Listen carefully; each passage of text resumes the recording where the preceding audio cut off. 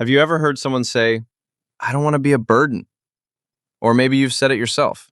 That feeling of holding back, not wanting to ask for help, or fearing that your needs will inconvenience someone else. But why do so many of us carry this hidden belief that needing help is a burden? Here's the psychology behind I don't want to be a burden. 1. Fear of rejection. At the core of this mindset is a fear of rejection. We all crave acceptance and connection, but asking for help can feel like we're testing the limits of that connection. What if the person we ask says no? What if they think we're weak or needy? Psychologically, this is tied to attachment theory. People who struggle with this feeling may have grown up in environments where asking for help wasn't encouraged, or where their needs were dismissed. As a result, they internalize the belief that needing others makes them less worthy of love or acceptance. This fear of rejection leads them to hold everything in, even when they're struggling. 2. Desire to maintain control. Another reason we don't want to be a burden is because we value control. When we ask for help, we're letting someone else take charge, and that can feel uncomfortable. Many people feel safest when they're in control of their circumstances, whether it's managing emotions, handling tasks, or taking care of their own well-being. This need for control is often tied to self-reliance. People who struggle with feeling like a burden may see independence as a sign of strength. They believe that if they rely on others, they risk losing control or becoming vulnerable. So they hide their struggles, unwilling to let anyone in, because they fear it might mean giving up that control. 3. Perfectionism and the need to prove worth. People who don't want to be a burden often feel the weight of perfectionism.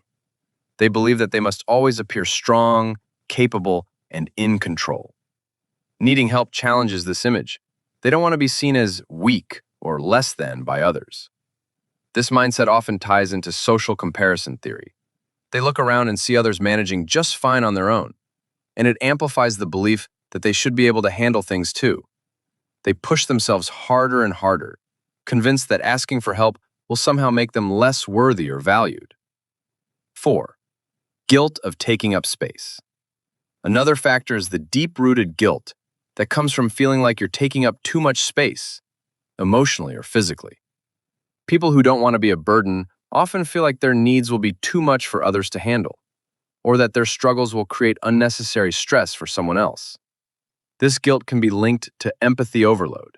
People who are highly empathetic often take on the feelings and burdens of others. They don't want to add to someone else's load, so they bury their own issues. They care so deeply for others that they forget to care for themselves, thinking that their needs are an inconvenience. 5. Learned helplessness.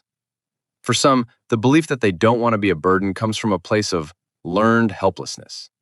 If someone has repeatedly been made to feel that their problems don't matter or that they're a nuisance, they start to believe that asking for help is futile. Over time, they may internalize the idea that they are on their own and that reaching out is just going to lead to disappointment.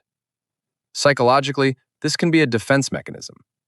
The less you rely on others, the less chance you have of being let down.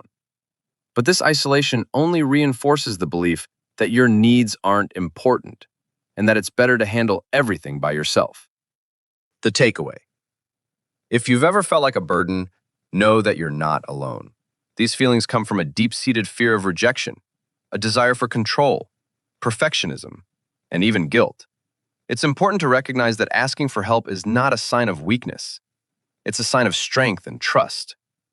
The people who truly care about you will never see your needs as a burden.